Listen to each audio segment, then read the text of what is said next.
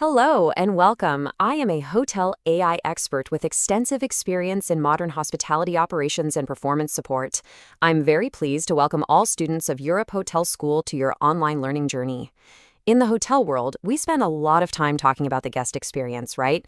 The five-star service, the plush beds, the perfect ambiance.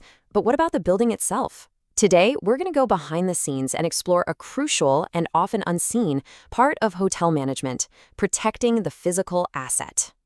You see, in every single successful hotel, there are really two worlds of management that are constantly at play. It's almost a tale of two competing yet equally vital priorities that every single leader in hospitality has to learn to navigate.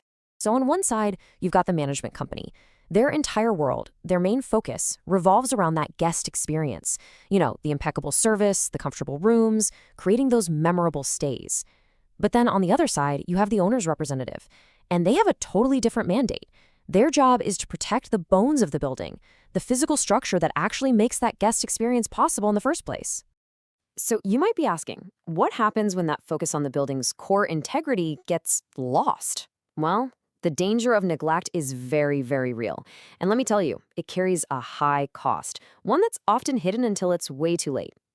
This danger actually has a name. It's called deferred maintenance. It's that really tempting practice of, pushing off necessary repairs just to save a little money in the short term. The problem is, this strategy almost always leads to significant, and I mean significantly more expensive problems down the line. And the consequences are severe. As the source material here warns, deferred maintenance leads to what it calls unpleasant surprises. Now, we're not talking about minor inconveniences. No, these are major events that can absolutely cripple a hotel's finances. And even worse, they can compromise the safety of your guests and that hard-won reputation of the entire brand. So how does an owner protect their multi-million-dollar asset from these kinds of hidden dangers? Well, the answer is a professional, systematic approach.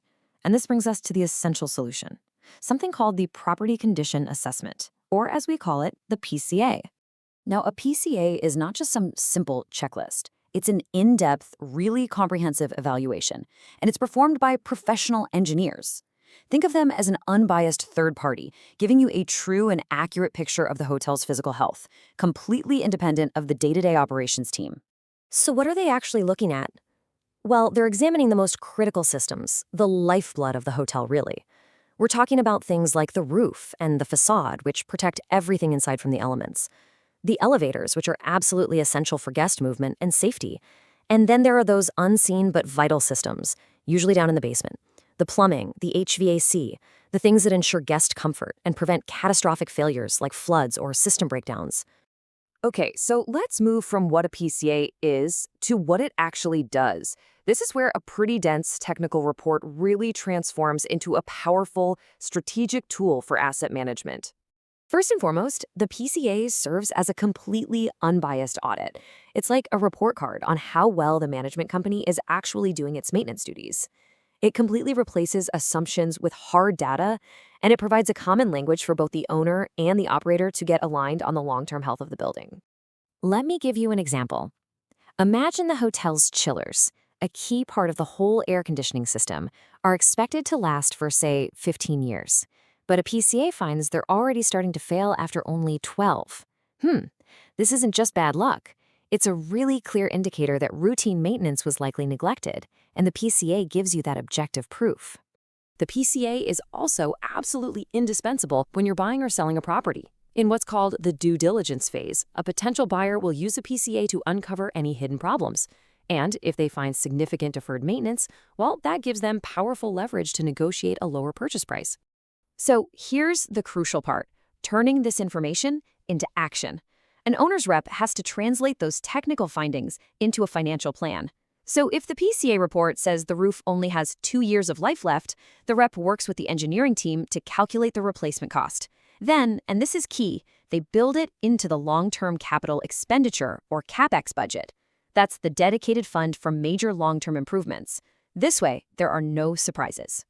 And this proactive approach, it creates a massive strategic payoff. It literally shifts the entire mindset of asset management from just putting out fires to strategically investing in the property's future.